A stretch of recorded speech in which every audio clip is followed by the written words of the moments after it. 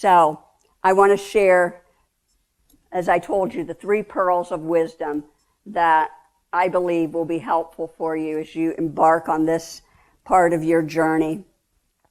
The first one that I would encourage you to is commit to being a lifelong learner. Because, see, I believe there will be a temptation to believe that we're too busy to continue to take advantage of all the opportunities for continuing education and growth. And sometimes it's easy to believe that we have enough knowledge. But Proverbs says to get wisdom, and if it costs us everything we have, to get understanding. And as we continue in learning, I believe we should also continue in learning about this emotional and relational wisdom that I was speaking of. Because what pastors tell me time and time again is while they felt excellently prepared to minister the scriptures and perform their pastoral duties and minister to people in many ways, they felt unprepared for the amount of people problems that they would encounter. They felt unprepared when congregational conflict came along, or how to handle unrealistic expectations and the possibility of criticism.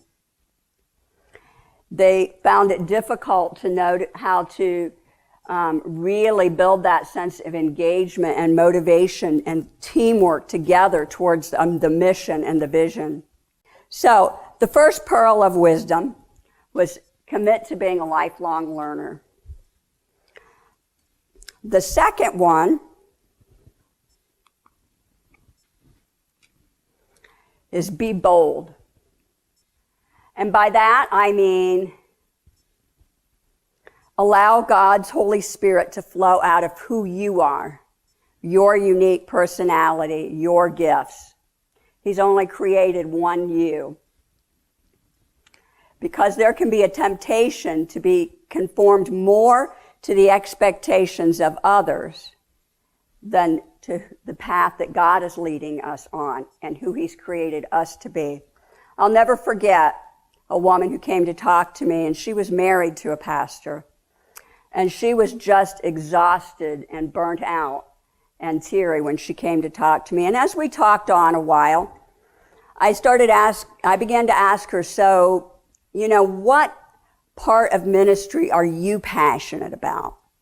What are your giftings and call? And she just looked at me kind of puzzled. And she said, well, I just do whatever needs to be done at the church. And the fact of the matter that she had spent so much time doing whatever needed to be done and whatever people thought she should be doing, that she had sort of lost herself and become totally burned out. And even in pastoring, not every pastor is the same. Some of you may have a gift of evangelism, that just gets you excited. Some of you somebody here may have a real gift of teaching. And that is just your strong suit. Some may be a gifted storyteller. That's an amazing way to bring the gospel. My encouragement is to use whatever God has given you. Finally, the final pearl is don't quit. Galatians 6:9 says, so let's not get tired of doing what is good. At just the right time, we will reap a harvest of blessing if we don't give up.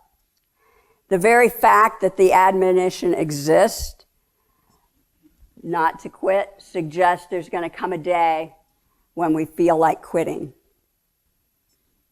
A lot of times I hear people tell me, maybe it's time to go on to a different church or a different ministry. Or people that are in business, I tried that, it just wasn't working.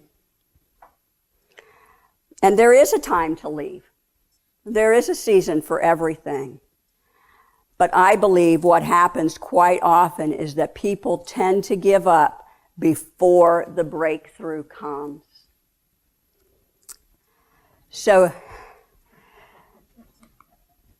God has set us at this moment in history. And I personally believe it's going to be the greatest, but that doesn't mean that it will be easy. I believe it will necessitate bringing everything we have to bear. I like to say connection with God plus emotional and relational wisdom equals transformational ministry.